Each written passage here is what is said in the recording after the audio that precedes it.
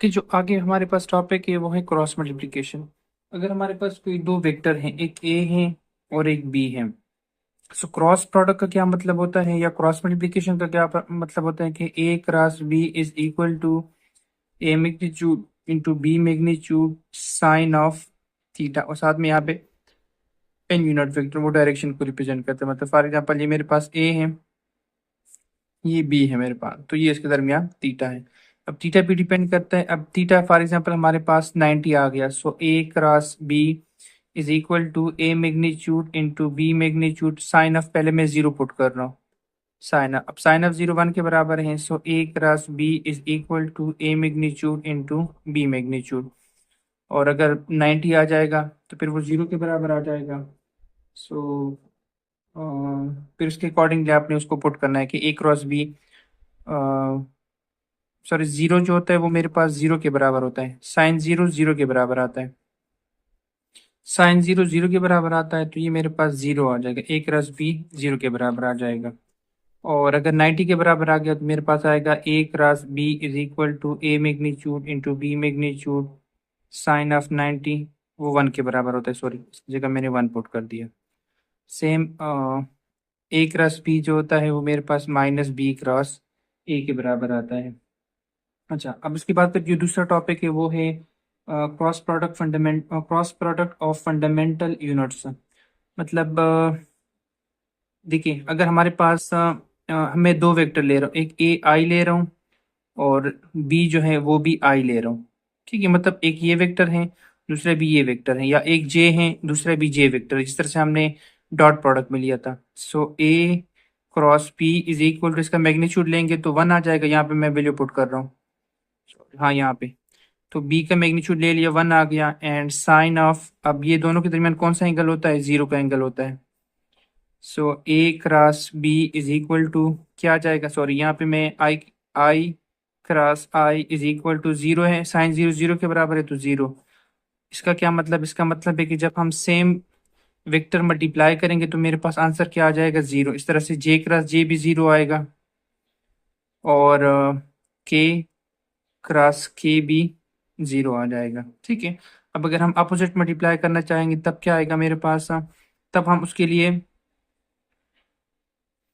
This is I, फिर उसके बाद जे आता है, फिर के आता है, सही है। मतलब आई क्रॉस जे करूंगा, आई क्रॉस जे, मेरे पास आंसर के आएगा। जे क्रॉस, ये इसको हम एंटी क्लॉकवाइज कहते हैं, जिस तरह से घड़ी घूमती है ना उसके अकॉर्डिंगली मैं कर रहा हूँ। जे क्रॉस के, वो क्या आ जाएगा, I, K cross I is equal to J आ जाएगा। अगर मैं एंटी क्लॉकवाइज करूंगा, मतलब इसको मैं अपोजिट करूंगा, जे क्रॉस जे पहले लिखूंगा, आई बाद में लिखूंगा, तो फिर मैं माइनस के बराबर आ जाएगा। सेम इसी तरीके से अगर के को मैं जे के साथ करूंगा तो फिर मेरे पास आ जाएगा माइनस आई, और आई को अगर मैं के साथ करूंगा तो फिर मेरे पास माइनस जे आएगा। अपोजिट करेंगे तो फिर इस तरह, इसका आसान तरीका ये है कि अगर हम ए क्रॉस बी करेंगे, ए क्रॉस बी, तो मेरे पास आएगा आई जे एंड के, ये सेम सबके साथ आएगा। फिर ए की वैल्यू पुट करोगे उसकी जो कोएफिशिएंट है, और बी की करोगे तो आपके पास इसकी जरूरत आपको नहीं पड़ेगी। एक और चीज के, जब हम डॉट प्रोडक्ट करते थे तब हमारे पास कोई फिक्स वैल्यू आती थी, जिसको हम कहते हैं रियल नंबर्स आते थे, 45 60 95 माइनस।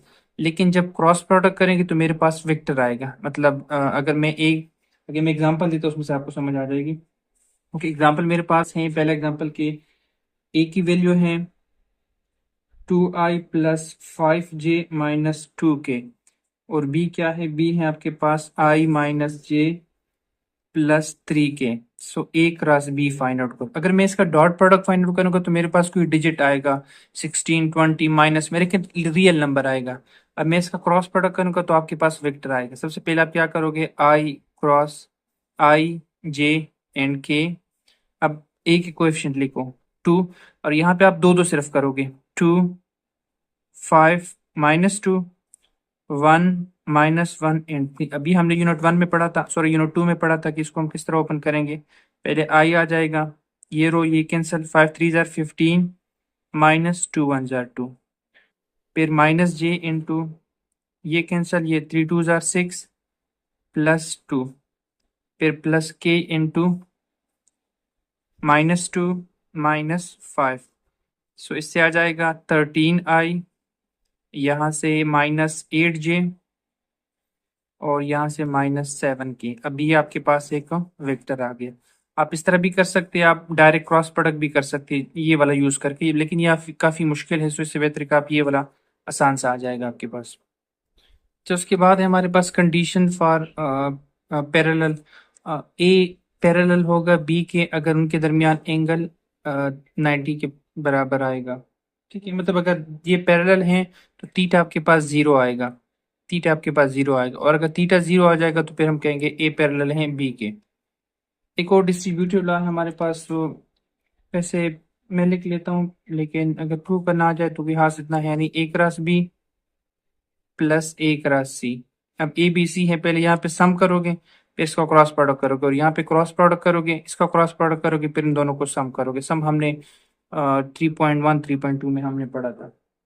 अच्छा, जब आप थीटा फाइंड आउट करना चाहते हो, जस्ट लाइक कि A cross B is equal to A magnitude into B magnitude sine of theta. सबसे पहले आप दोनों साइड का मैग्नीट्यूड ले लो, इसका मैग्नीट्यूड ले लिया और इसका मैग्नीट्यूड ले लिया। So A cross B magnitude divided by A magnitude into B magnitude is equal to sine theta, और theta is equal to sine inverse A cross B magnitude A magnitude into B magnitude. मतलब पहले ए cross B कर लोगे, उसका magnitude find out करोगे, फिर ए का magnitude B का मैग्नीट्यूड, फिर आपने वैल्यू पुट करनी है।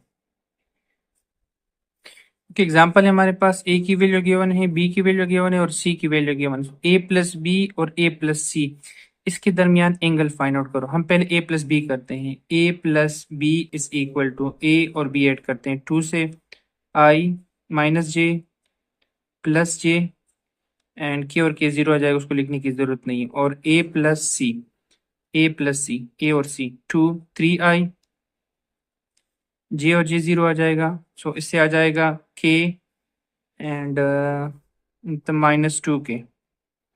ठीक है, अब ऐसा करते हैं कि इसका मैग्नीट्यूड फाइंड आउट करते हैं। अब ए की जगह पे मेरे पास यहाँ पे ए प्लस बी है, तो इसका अगर मैं मैग्नीट्यूड फाइंड आउट करूंगा तो मेरे पास आ जाएगा 1 + 1 square root is equal to 2 square root. और ए प्लस सी का मैग्नीट्यूड आ जाएगा 3 का स्क्वायर 9 और 2 का square 4। So A plus C magnitude is equal to 13 square root. अब ऐसा करते हैं कि ये मेरे पास आ गया, ये आ गया। अब इन दोनों का क्रॉस प्रोडक्ट करते हैं। ए प्लस बी, इसको मैंने ब्रैकेट में स्मॉल सा बंद कर दिया, क्रॉस ए मल्टीप्लाई बाई सी, वो किसके बराबर है? आई जे के। अब ए cross B, A plus B की वैल्यू 1 1 0 1 1 0, और ये वाला 3 0 -2। अगर हम इसको ओपन करेंगे तो आई इंटू रो कैंसल कॉलम -2, दूसरा 0 आ जाएगा, माइनस जे इंटू ये और ये कैंसिल 2 -2 और 0, एंड प्लस के इंटू ये और ये कैंसिल, सो -3 आ जाएगा। सो आपके पास आ जाएगा 2i प्लस 2j -3k। अब इसी का आप मैग्नीट्यूड फाइंड आउट कर लो। A cross B, A plus B cross A plus C, magnitude, magnitude का मतलब होता है 2 का स्क्वायर 4, 2 का स्क्वायर 4 एंड 3 का स्क्वायर 9। सो आपके पास आ जाएगा 8 17।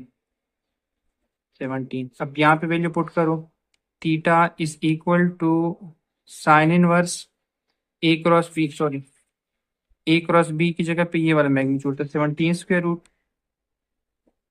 और इसकी वैल्यू 2 है और एक 13 है। So 2 square root into 13 square root, so sine inverse 13 divided by 26 square root. So theta अगर आप कैलकुलेटर से फाइंड आउट करोगे तो आपके पास आ जाएगा 53 54 54 degree. So which is the required answer.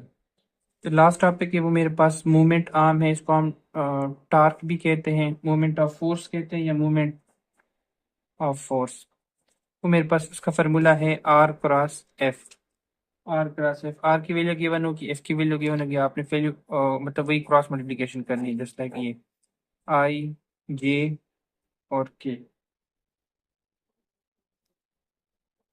तो आर की वैल्यू पुट कर लोगे, एफ की वैल्यू पुट करोगे, आगे से फाइंड आउट करने। ओके, आगे हमारे पास क्वेश्चन है कि sine show that sine alpha minus beta is equal to sine alpha cos beta minus cos alpha sine beta. Okay, सबसे पहले हमने दो वेक्टर्स ले लिए, यूनिट वेक्टर्स ले लिए। एक को हमने ओ ए कह दिया, ओ से लेके ए तक। वो कौन सा एंगल, वो अल्फा बना रहा है, तो उसका कॉस अल्फा आई प्लस साइन अल्फा आई, वो हमारे पास वेक्टर्स हो गए। और दूसरा जो यूनिट वेक्टर है उसको हमने ओ बी कह दिया, और उसके जो साइड्स हैं, एक को हमने कॉस बी आई कह दिया, क्योंकि वो एंगल जो है वो बीटा बना रहा है, तो उसको हमने कॉस बी आई कह दिया। और साथ में प्लस साइन बी आई, क्योंकि बीटा बीटा जे, क्योंकि बीटा एंगल बना रहा है, और जो दोनों के दरमियान डिफरेंस है वो अल्फा माइनस बीटा है। सबसे सबसे पहले क्या कर रहे हैं हम, V unit vector cross U unit vector, V cross U find out कर रहे हैं। सो फाइंड आउट करने का क्या तरीका था, आई जे एंड के। सबसे पहले वी है, वी के वैल्यूज लिखो, कॉस बी, जो कोएफिशिएंट होते हैं वो लिखते हैं, कॉस बी साइन बी, और यहाँ पे तो के नहीं है, उसकी जगह मैंने जीरो पुट कर दिया। अब वी की बारी है, यू की बारी है। यू पहले कॉस आई है, cos alpha and sine alpha, और के नहीं है हमारे पास, तो वो मैंने जीरो पुट कर दिया। Now V cross U unit vector is equal to, अब देखो ये कैंसिल हो गया, ये भी कैंसिल, जीरो एंड जीरो, मतलब आई जो है वो मेरे पास जीरो आ गया। फिर जे की बारी है, J into I dot J dot, ये भी कैंसिल, ये भी कैंसिल, ये क्रॉस मल्टीप्लिकेशन करेगी तो जीरो आ जाएगा।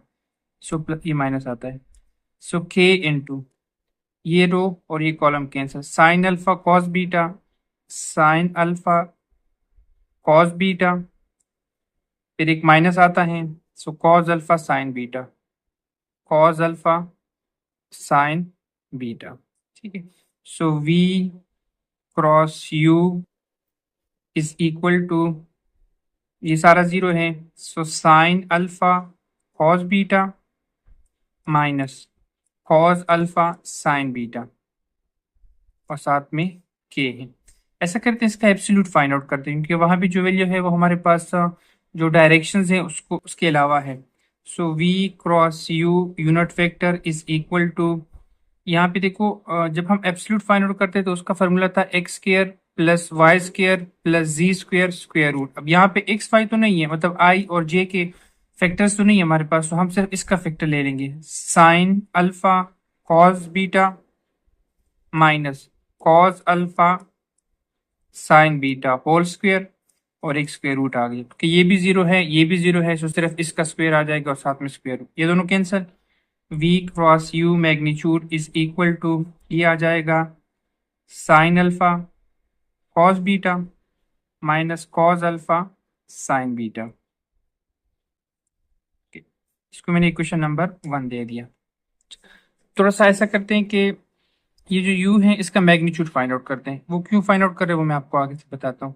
मैग्नीट्यूड का मतलब था कि i का स्क्वायर प्लस j का square square root, so sine square alpha plus cos square B cos square alpha square root. अब sine square plus cos square तो 1 के बराबर है, 1 का स्क्वायर रूट 1 आ गया। तो सेम वी मैग्नीट्यूड भी आ जाएगा, cos square beta plus sine square beta, so cos square beta plus sine square beta is equal to 1, ये 1 के बराबर है, स्क्वायर रूट इक्वल टू 1।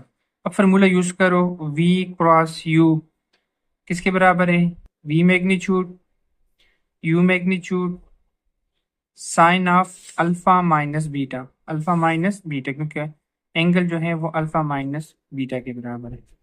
सो ये मेरे पास आ जाएगा v cross u is equal to, ये 1 है, 1.1 sine of alpha minus beta, so v cross u, इसका मैग्नीट्यूड ले रहा हूँ इस साइड पे, और साइन अल्फा माइनस बीटा, इसकी मैग्नीट्यूड लेने की जरूरत ले ले तब भी वही चीज़ आ जाएगी हमारे पास। तो ये मेरे पास इक्वेशन नंबर 2 है।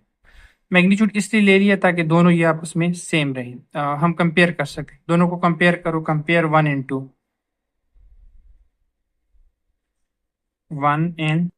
2, सो मेरे पास आ जाएगा sine alpha minus beta is equal to sine alpha cos beta minus cos alpha sin beta. So which is the required answer.